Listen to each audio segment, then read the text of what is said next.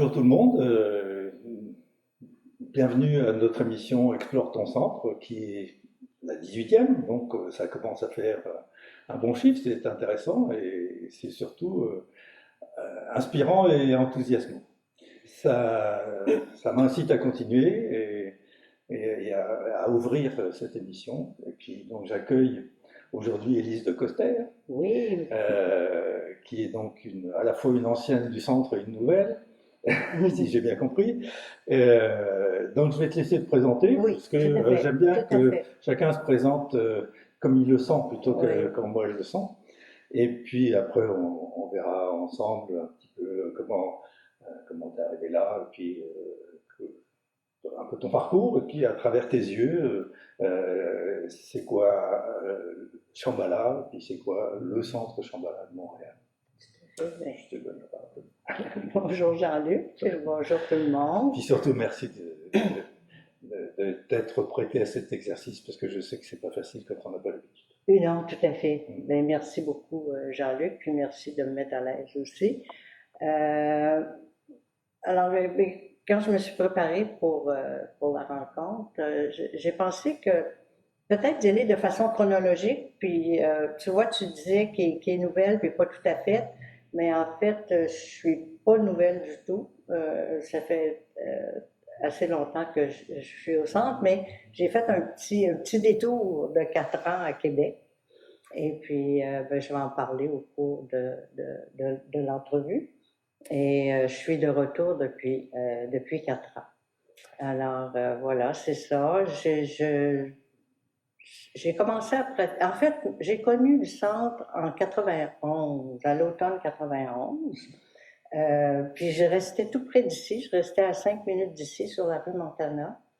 Et j'étais voisine de palier avec Catherine Éveillard.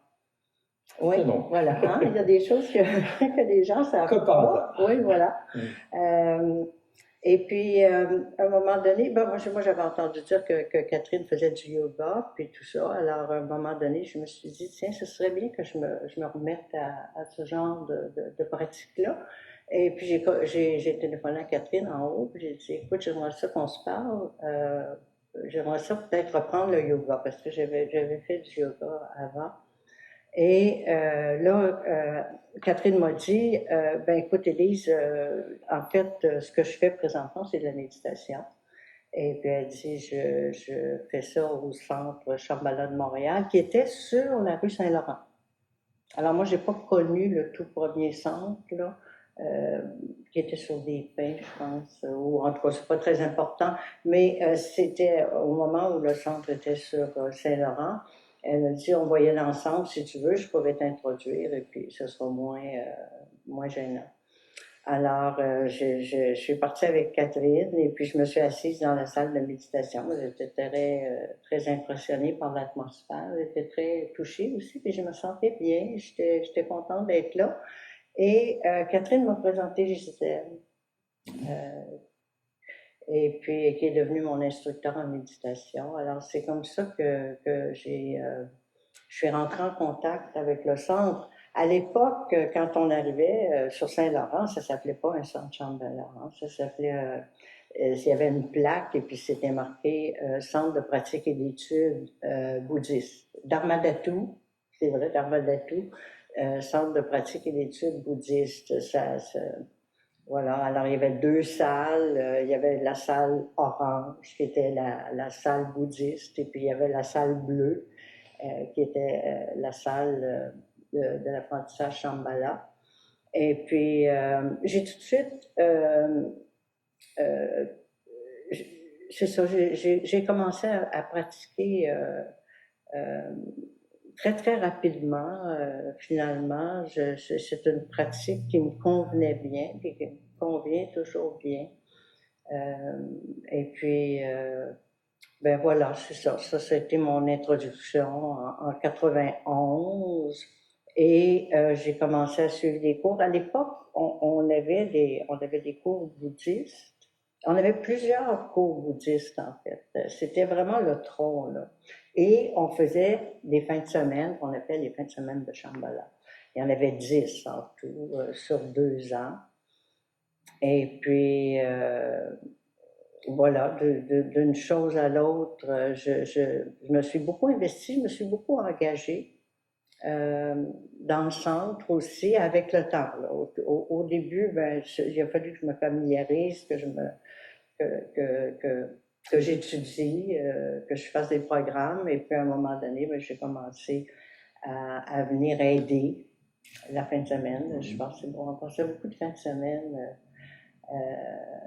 à faire à organiser des programmes avec Catherine et Seth Levinson aussi. Je sais pas Oui. si tu connais Seth Levinson. J'ai pas connu Seth, mais j'ai connu son frère. Ah, ben oui, c'est vrai. Moi, j'ai pas connu son frère. Mais pas c'est une autre C'est histoire. ça.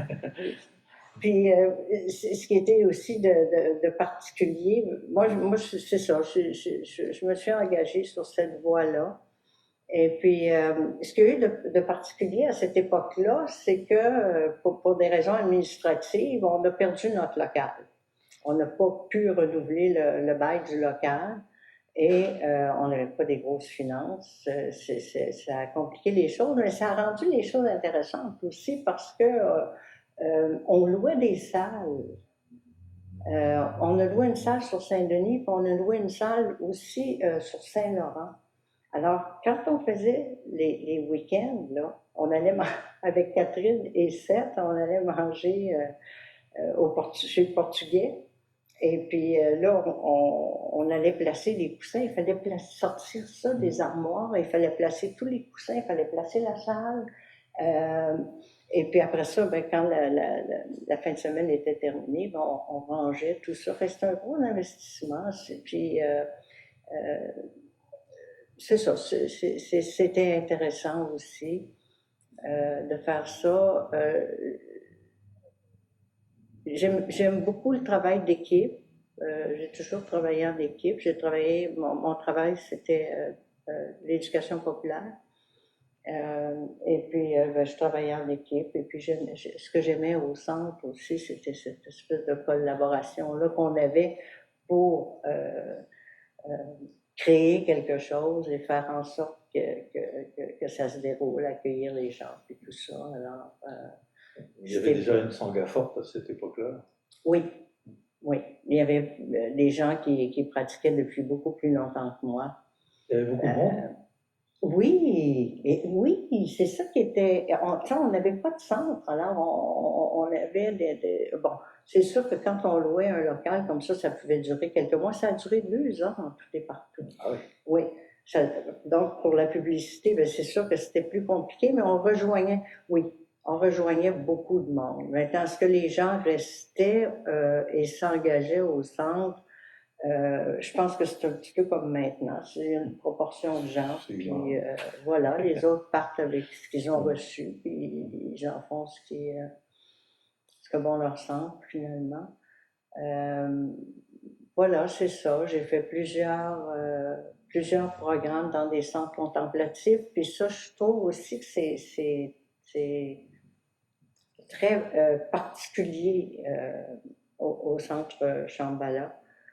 On peut faire une retraite d'1 mois dans un centre en pleine nature. C'est très beau. Je suis allée au Colorado et surtout ici à Carmichané. En Nouvelle-Écosse aussi. Et puis, ça permet, ces longues retraites-là, veut pas, c'est très, très, très enrichissant. C'est unique, hein, c'est unique. Puis l'encadrement est excellent aussi. On est bien encadré, on mange bien, on dort bien, puis on peut profiter aussi de l'extérieur, de la nature, et de pratiquer là, ensemble, puis d'étudier. Puis ce qui est arrivé, c'est que, ben c'est ça, j'ai poursuivi j'ai toujours été engagée au centre Shambhala de Montréal, toujours. J'ai toujours fait quelque chose. Et puis ce qui est arrivé, c'est ça, c'est que moi je suis de Québec. Ma mère avait 94 ans, donc ça allait moins bien, alors j'ai déménagé à Québec. Pendant 4 ans, mais là, merveilleux, j'ai rencontré Shambhala Québec. La glorieuse équipe de Shambhala Québec. Oui, c'est ça, exactement. Alors, ben, c'est ça. Je me suis assez rapidement intégrée à leur équipe. Et puis, ah oui, c'est ça. Avec le temps, j'ai suivi des programmes. Je suis devenue instructeur en méditation et enseignante. Donc, quand j'étais à Québec, ben, je pouvais donner des instructions en méditation et enseigner et faire partie du groupe qui organisait les programmes aussi. Ça a été important. Puis, pendant que j'étais partie, le centre a déménagé. Le centre est parti de la rue Sainte-Catherine pour s'en venir ici. Alors, je trouvais ça, quand je suis revenue pendant la pandémie, euh, quand j'ai vu le centre la première fois, j'ai trouvé ça très beau. C'est grand, c'est lumineux, c'est accueillant. C'est très, très beau. Oui, on Oui, a vraiment de la chance. oui, oui. De la chance, grâce à toute l'équipe qui a travaillé, Oui, parce que ça se produise, oui, parce que c'est pas venu par hasard. c'est ça, ça vient pas tout seul, hein, c'est ça. Oui, c'est ça aussi qui est remarquable. C'est tout ce monde-là qui collabore et qui met beaucoup de temps et d'énergie euh, pour, euh, pour qu'on puisse offrir un endroit où méditer, s'asseoir. Voilà. Alors, c'est ça. Là, je suis de retour et j'ai vraiment maintenant, je dirais, une implication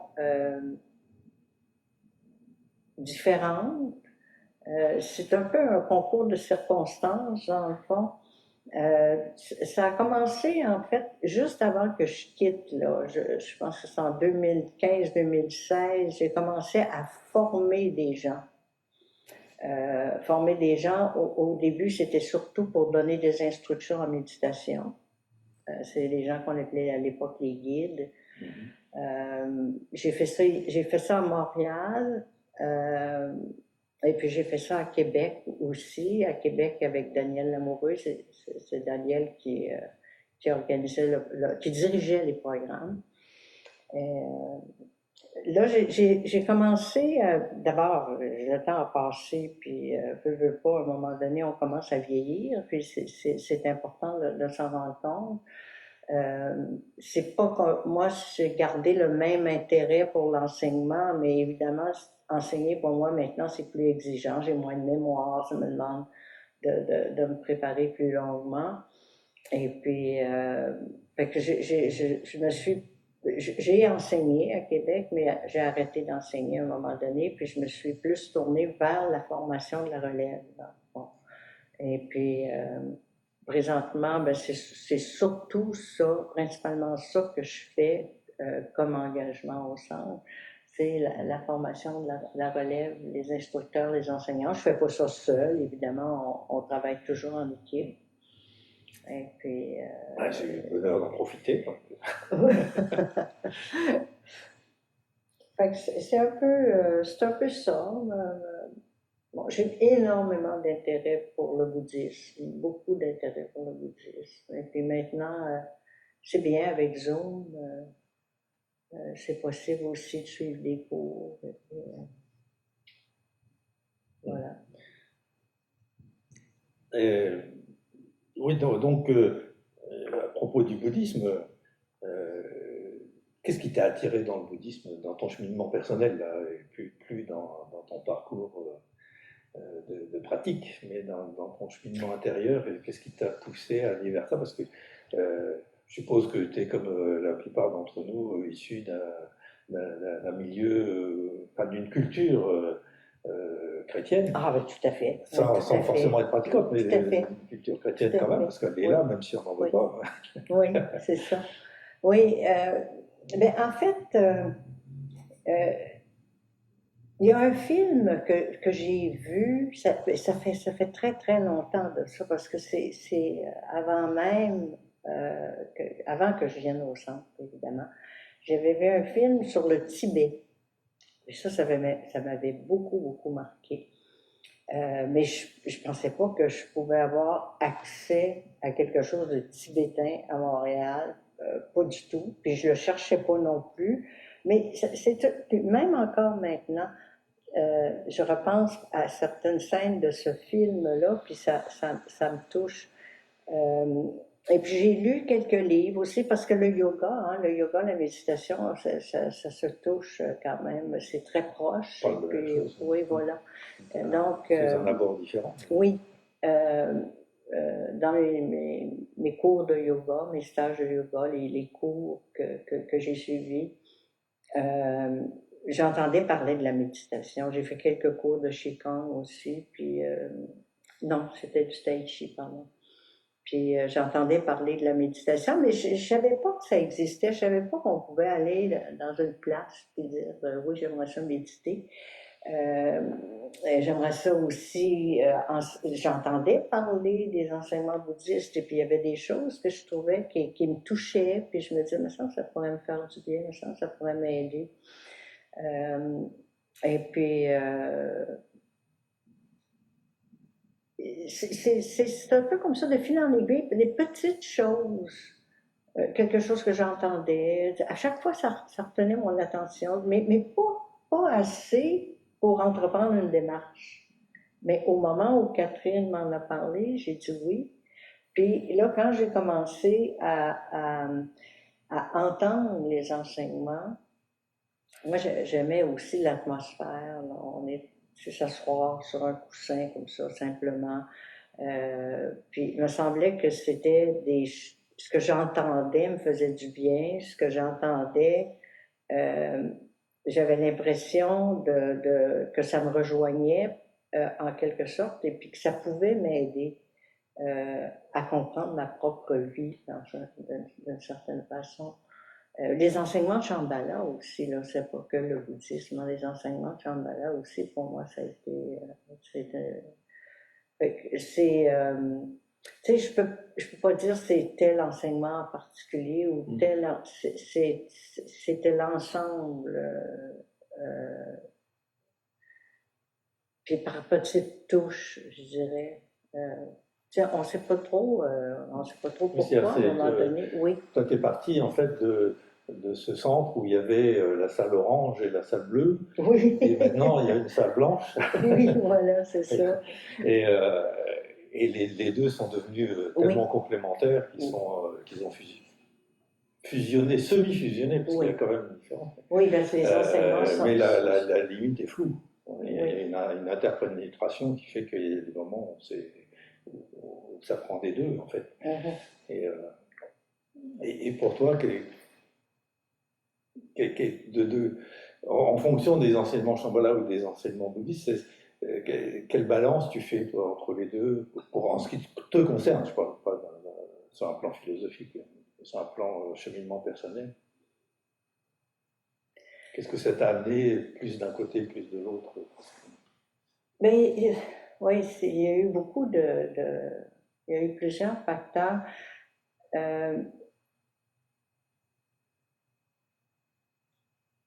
C'est difficile de répondre à cette question-là parce que je ne me la suis jamais posée, dans le fond. J'ai l'impression d'avoir suivi.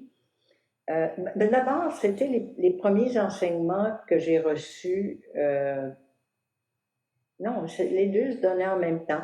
En fait, c'est difficile pour moi de dire, mais c'est parce que ce qui arrive avec l'apprentissage Shambhala, c'est qu'à un moment donné, nous, on faisait les 10 niveaux, puis après les 10 niveaux, il y avait plus rien. Il y avait une assemblée que j'ai faite, mais après ça, il n'y avait plus rien. Il n'y avait pas les cours qu'il y a maintenant, puis il n'y avait pas tout ce que Shambhala offre maintenant. Et par contre, les enseignements bouddhistes, oui, bon, ok, ça m'apparaissait comme intarissable. Dans le fond, j'ai l'impression qu'il y en avait tout le temps, puis il y en avait tout le temps. Et une chose importante, et je souris parce que c'est Pema Chodron.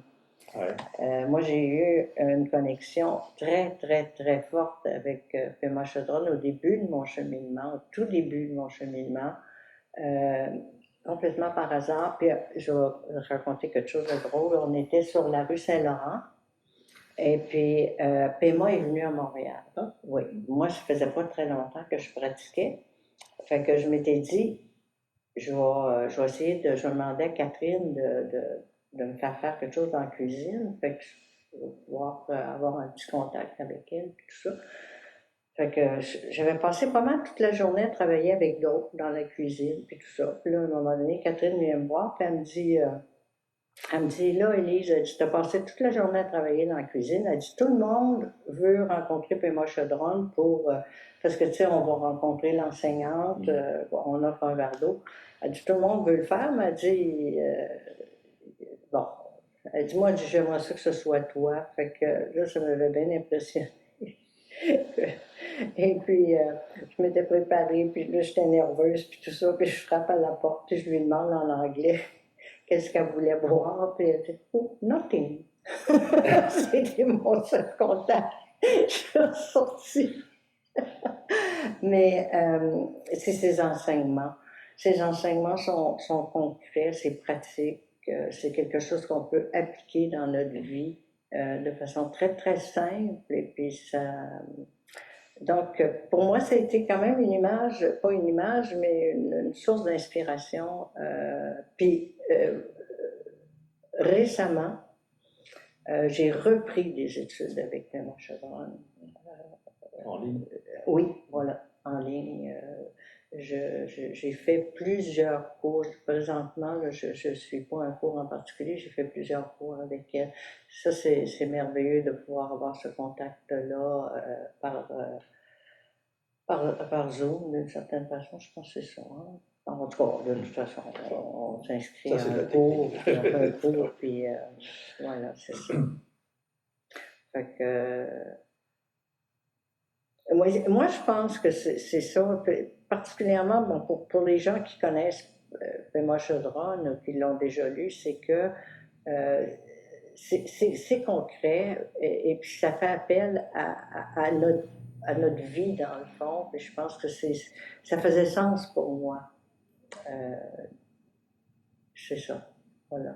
Puis, tu sais, c'est un petit peu d'une personne à l'autre. Bon, finalement, on rejoint d'autres personnes qui ont beaucoup de personnes qui enseignent le bouddhisme puis, de façon très, très sérieuse actuellement.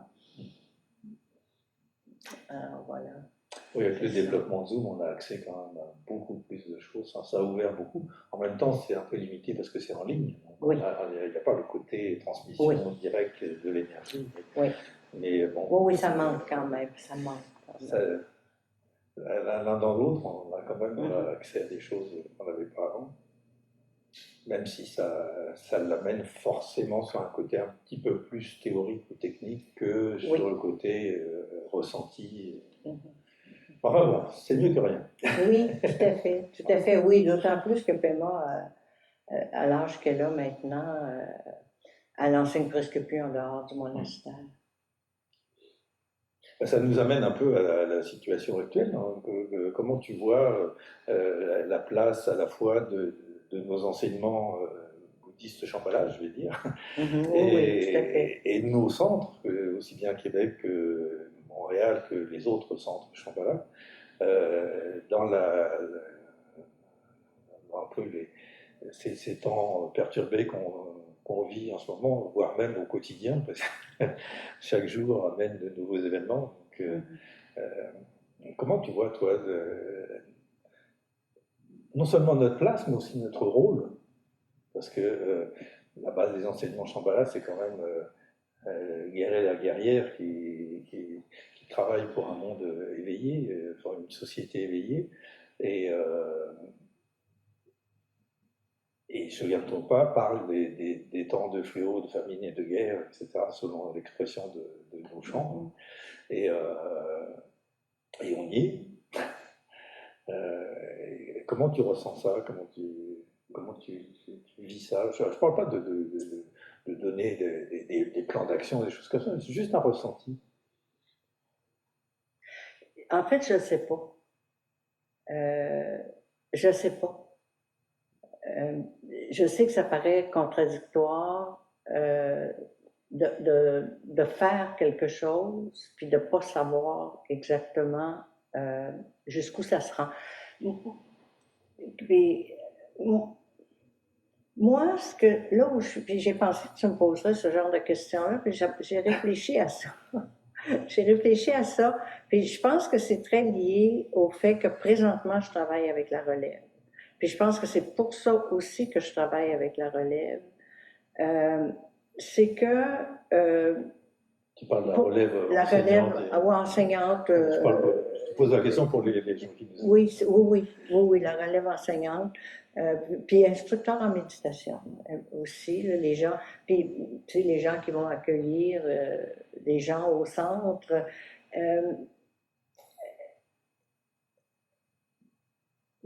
Pour moi, ce qui est important, c'est que s'il y a quelqu'un qui se présente ici, puis qui veut entendre ce qu'on a à dire et profiter de ce qu'on a à offrir, dans le fond, moi, je pense qu'on a beaucoup à offrir. On le voit chez les gens qui viennent au centre, on le voit chez les gens qui suivent les enseignements puis la pratique de méditation. Maintenant, après ça, ça m'appartient plus. Tu sais, je me dis juste que je souhaite infiniment qu'on soit en mesure de leur offrir ce dont ils ont besoin, dans le fond, ce qu'ils viennent chercher. Puis quand on fait des programmes une fin de semaine avec les gens, je l'ai fait dernièrement, ça faisait longtemps que je ne l'avais pas fait. Et puis je le ressentais beaucoup, je ressentais beaucoup l'attention des gens à ce qui était dit et puis les efforts qu'ils faisaient pour garder leur posture et puis pour méditer. Mais après ça, ça leur appartient. Moi, c'est un peu comme ça que je suis maintenant dans ma vie. C'est-à-dire que ce que j'ai à faire présentement, puis c'est comme ça que je ressens l'âge, j'ai des choses à offrir. Moi, ça m'a apporté beaucoup. Mais toi, faisant ce que tu veux, dans le fond, en souhaitant, évidemment. Mais présentement, je suis pas capable d'aller plus loin que ça. Je suis vraiment pas capable d'aller plus loin que ça. Ça me semble très loin. Tu sais, Parce que finalement, ce que tu proposes, c'est la chose la plus difficile. C'est ce qu'il faut faire, c'est être. Oui, tout à fait. Et ça, Tout à fait. transmettre ça, c'est beaucoup plus difficile que de transmettre des recettes ou des conduites ou des savoir-faire. Là, tu travailles sur la base, c'est-à-dire d'apprendre aux gens à être, et puis, voire même dans ce qui est la relève, de former des gens pour continuer ce travail après. Tout à fait, tout à fait. Donc c'est un grand progrès, ça, pour quelqu'un qui dit qu'il fait rien. Oui, c'est un peu, oui. C'est là où je suis, puis essayer d'offrir le meilleur, puis c'est ça, de faire en sorte que les gens aient accès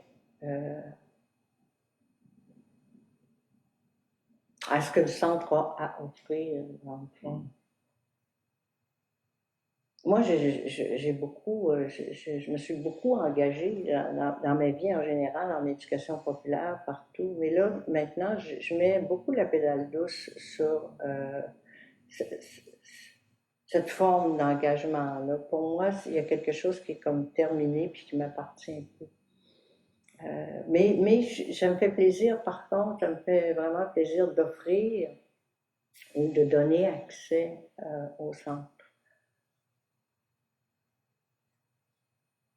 Est-ce que ça... Je t'écoute, je vois. Je sais pas. Il n'y a pas d'attendu. Oui. J'ai aucun attendu. Je pense que je te dis vraiment ma façon de voir les choses présentement, puis ma façon de le vivre présentement, qui ne va pas plus loin que ça. Oui, ça va déjà bien loin. Et pour pousser un cran plus loin, comment tu vois le développement de ça? C'est-à-dire que en restant dans le monde dans lequel on est à l'extérieur, et puis dans le monde dans lequel on est à l'intérieur, c'est-à-dire comment vit notre Sangha, comment vit notre sang, comment vit la Sangha Shambhala au sens global du terme. Euh, Quelle orientation tu vois, toi, enfin, à partir de là où tu es, sur qu'est-ce qu'on pourrait faire de plus, qu'est-ce qu'on pourrait faire de mieux, ou qu'est-ce qu'on pourrait changer, ou qu'est-ce qu'on pourrait surtout ne pas changer, parce qu'il ne faut pas changer pour dire qu'on évolue alors qu'on casse des choses qui fonctionnent. Donc, tu vois ça un peu comment, je ne parle pas de l'avenir à long terme, mais de l'avenir à court terme, dans les jours, les mois, les semaines qui viennent, ou les orientations que pourraient prendre nos sanghas, pas seulement de Montréal, mais aussi les autres, pour être plus à même de continuer ce que tu disais, c'est-à-dire de transmettre ce savoir-être. Honnêtement, je suis embêtée. Je suis embêtée par cette question-là. Puis comme je te dis, j'ai pris le temps d'y réfléchir. Mais je pense qu'il y a des choses qui sont importantes.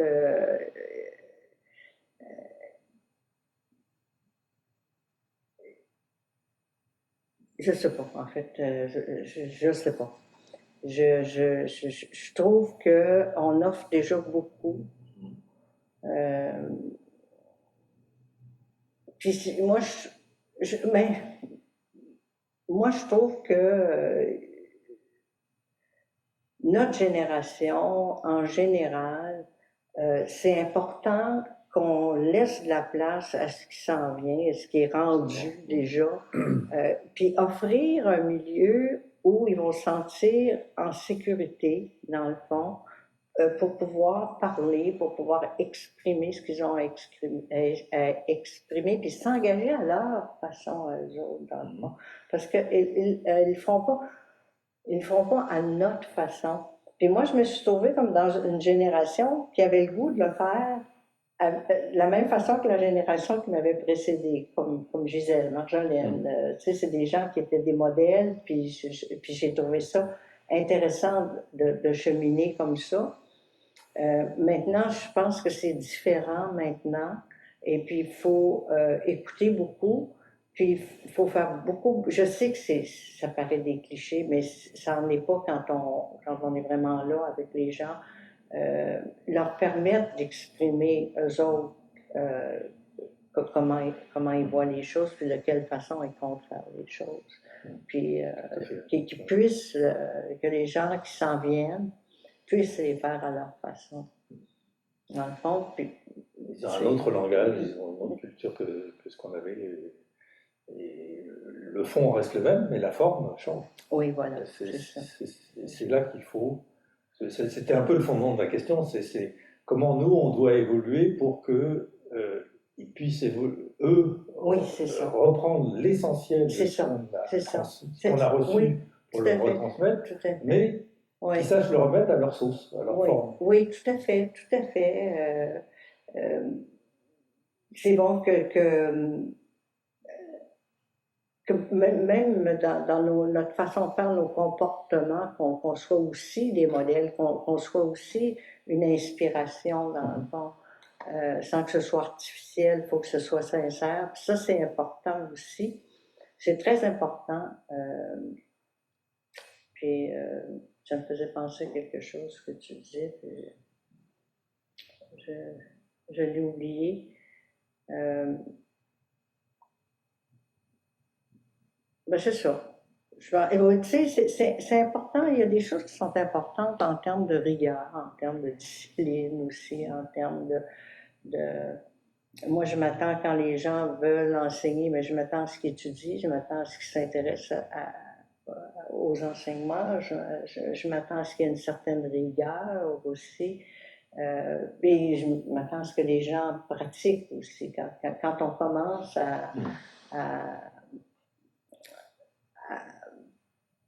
à enseigner ou à être instructeur en méditation, je veux dire, on ne s'improvise pas dans le fond. Ça demande des efforts, ça demande du travail, ça demande du temps, ça demande de la patience.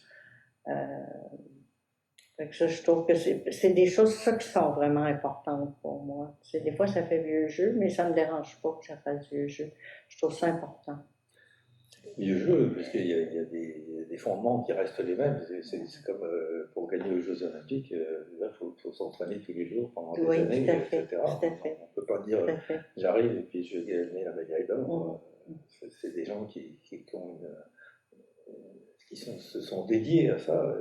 Et je pense que pour un cheminement spirituel, c'est pareil, s'il n'y a pas de pratique, et puis de pratique de base, je veux dire, s'asseoir sur un coussin, quoi.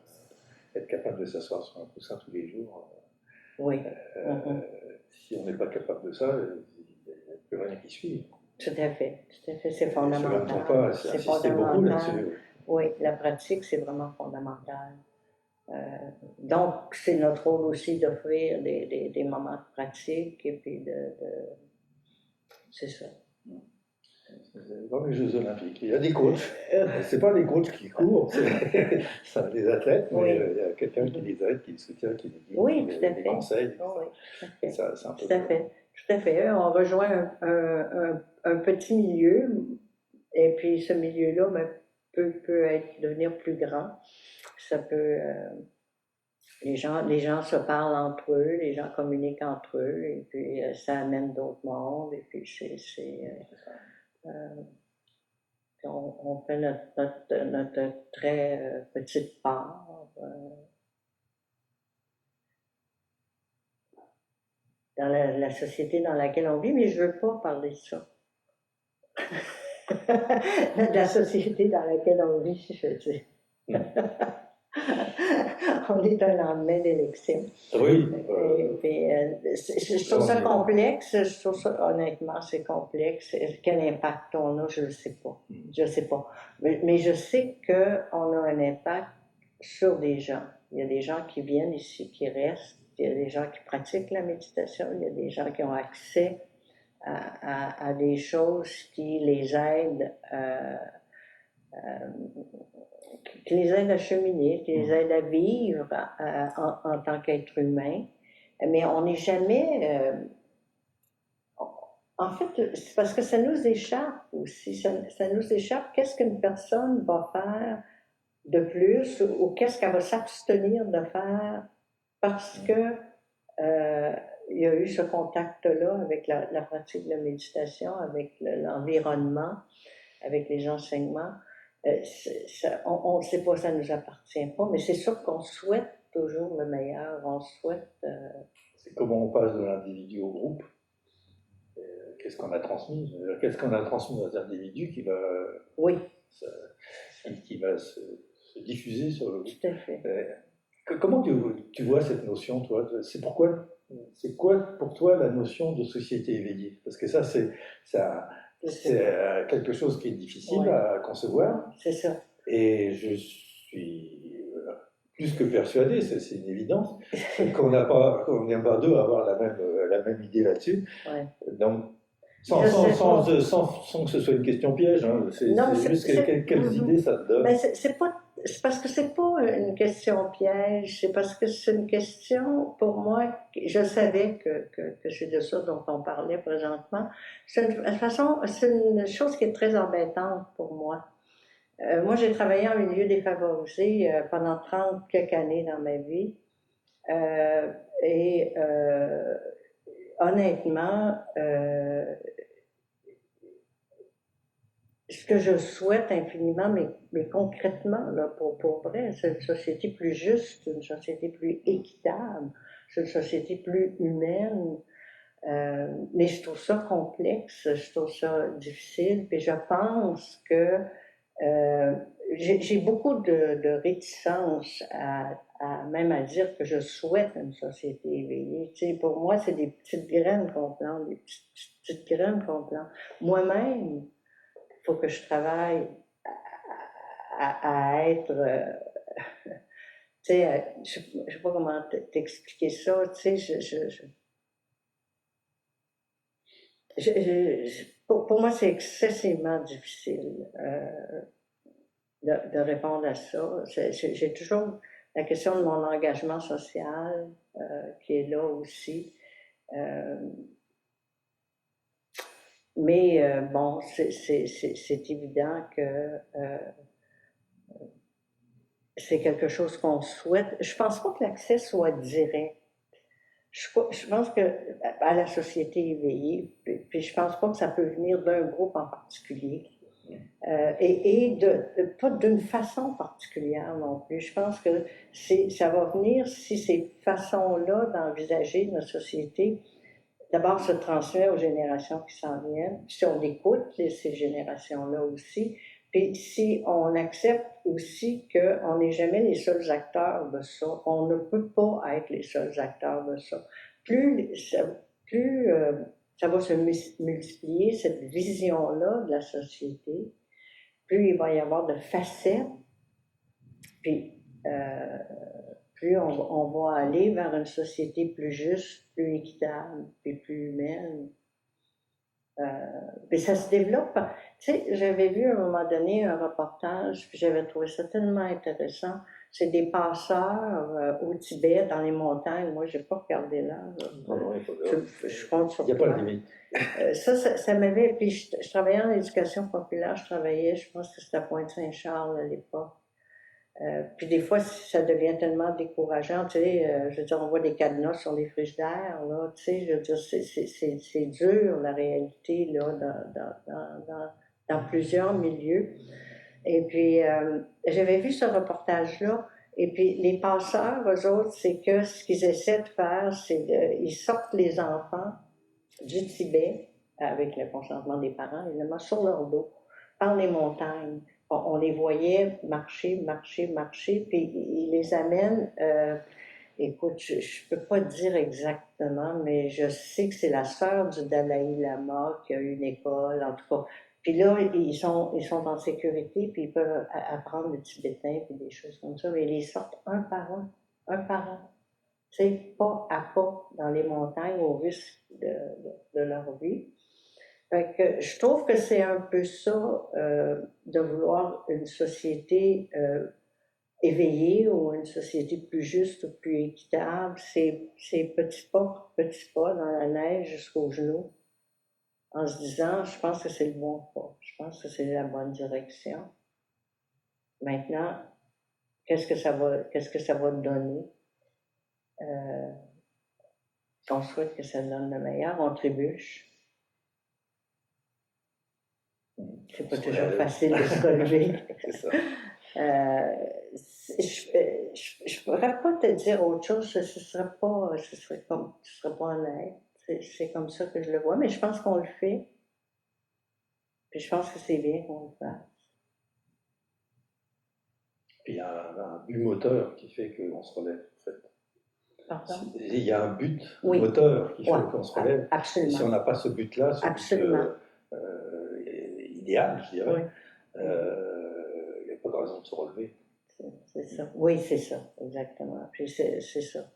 Je me souviens de chaque petit pas, chaque petit geste compte, dans le fond. Je pense que c'est comme ça que je vois mon apport, puis l'apport d'un centre comme le nôtre qui va rayonner, évidemment. Je suis allée voir le spectacle je ne sais pas si tu as fait l'entrevue avec Sylvie Coton. Ouais. Elle faisait un spectacle dernièrement. J'y suis allé. T'es allé? Oui, mais j'ai fait partie des. Oui, je le sais, j'ai entendu ton Oui, nom. non, je suis Oui, allé. c'est ça, oui, moi aussi. Super. Et puis tu vois, ça rayonne, c'est comme ça. Puis on ne sait pas, je veux dire, on le sait parce que c'est Sylvie, mais on ne sait pas toujours jusqu'où les choses vont, puis qui ça va toucher, puis qui ça va changer. Gisèle a travaillé dans les prisons, moi je n'aurais jamais été capable de faire ça. Il y en a qui travaillent auprès des mourants. Moi, j'ai travaillé dans un centre communautaire d'accueil aux immigrants. Je n'ai pas travaillé, j'ai donné des sessions de méditation. Moi, c'est ma façon.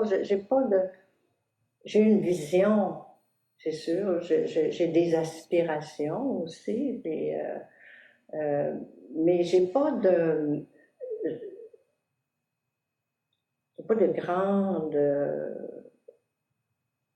grands projets ou puis j'ai de moins en moins d'illusions, mais je crois en ça, par exemple, je crois en chaque petit geste qu'on peut faire, de dire, bon, ben là, moi, je viens de faire ça, puis voilà. Et donc, je pense qu'un centre comme le nôtre peut rayonner. Puis moi, je vais faire ma part pour qu'on puisse le faire, voilà. C'est un peu comme ça. C'est un peu comme ça. Je vote. J'ai pas nécessairement l'impression de changer le monde. Voilà. Ça fait partie des petites graines, c'est un goutte Oui, d'eau dans l'océan. oui, Si tout à fait. Oui, mais puis l'océan n'est fait que de gouttes ce d'eau. que je trouve important, puis ça a été important pour moi. Ici, j'ai commencé à avoir une vision plus large, plus grande, plus ouverte, puis avec un peu plus de, c'est un cliché ça aussi, un peu plus de lumière. Ça, je pense que c'est important. C'est important. Quand on fait un programme, quand on fait une retraite, puis qu'on sort, puis que on est sorti un petit peu plus du monde de nos pensées, puis qu'on a un regard un peu différent sur l'extérieur. Je trouve que c'est important. Et tant mieux si on arrive à le transmettre, puis tant mieux si ça rejoint les gens.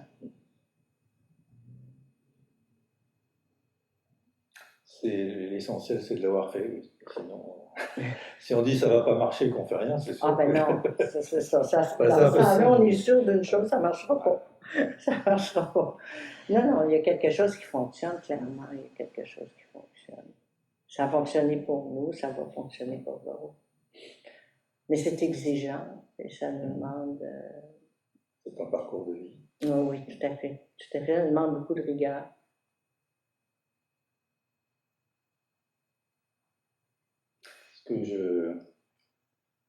Le mot qui me vient à l'esprit en t'écoutant, c'est humilité. Là? Humilité. Oui, humilité, ce qui me frappe, c'est ton humilité. Et au sens du terme où, pour moi, humilité, ça commence par humus, c'est-à-dire la terre. Et tu parlais de planter des graines, et ce que tu fais, ton humilité, fait que les graines que tu plantes poussent. Merci. Et puis, ça ouvre tout un horizon florissant, si je veux dire, parce que ces petites graines qui vont pousser au soleil du Grand Est, je pense que c'est ça qui peut changer les choses. On change les choses par le fond, pas par la forme. Oui. Au début, ça ne se voit pas. La graine, quand elle est dans la terre, on ne la voit pas pendant tout l'hiver. Et à un moment, elle sort. Tout à fait. Oui, c'est important de se voir soi-même, de se voir soi-même dans différentes situations, différents comportements. Et puis, J'ai bien aimé ta description de la société éveillée sous cet aspect-là de dire, c'est pas de faire des choses comme ça, c'est de faire des choses pas en profondeur. Et pour que ça se soit enraciné après. Il ne s'agit pas de donner un coup de peinture sur la misère en disant j'ai changé le monde. Non, c'est ça, tout à fait. Oui. Mais c'est comme une vision des choses qui s'est imposée avec le temps d'une certaine façon. C'est vraiment comme ça que je le vois. Mais c'est important, c'est ça. Mais c'est important de continuer, c'est important de le faire. Ça n'a pas moins d'importance. Ça a toute son importance, je pense. Parce que des fois aussi, tu sais, en tout cas, c'est correct. Je pense que j'ai pas mal dit ce que j'avais à dire. J'aime bien l'humilité, j'aime bien j'ai toujours aimé d'ailleurs la dignité qui représente. Le tigre. Et sur le mur, c'est le tigre. Oui, quand on enseigne, on dit aux gens, oubliez-le jamais. Gardez-le toujours près de vous autres, cette inspiration-là, à rester humble tout le temps. une phrase de conclusion pour clore cette Ben magnifique merci, entretien. merci Jean-Luc, merci pour ton invitation, puis merci de nous permettre de nous exprimer comme ça, puis de faire rayonner le centre. Et puis, voilà. Merci. Merci d'être venu parce que je sais que tu es timide et que Oui, pour toi ça a c'est été pas. extrêmement Oui, douloureux de passer la porte. Bon, une fois que tu étais là, tu t'es bien détendu. Donc, oui, merci, c'est merci. gentil. Merci. Et puis Merci. vraiment, ce que tu as ouvert plein de perspectives très intéressantes pour cette vision qu'on a Oui. de notre Sangha, de notre groupe en tant que Shambhala, et puis de cette réflexion qu'on a tous, et qu'est-ce que je peux faire? Oui, oui. Qu'est-ce que je peux faire pour être utile? Oui. Et cette histoire d'humilité me semble fondamentale en t'écoutant.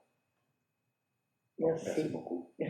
Un plaisir. On va remercier surtout Léon, Oui, Léon, merci. qui est à la technique et qui nous permet de transmettre tous ces entretiens les uns après les autres, après avoir pris la suite de Jim, qui était aux commandes avant lui. Et voilà, donc à bientôt au centre, et puis à bientôt pour les gens qui nous écoutent, puisque on est déjà en train de préparer l'entretien suivant qui va être très intéressant. Je ne donne pas de nom parce que c'est pas encore enregistré, mais enfin, je pense que là aussi on pourra pas faire du direct sur le prochain parce que c'est quelqu'un qui n'est pas à Montréal. Mais je vous dévoilerai ça le temps venu, c'est-à-dire très bientôt. Merci donc à tout le monde et merci à vous de nous écouter. À bientôt. À bientôt.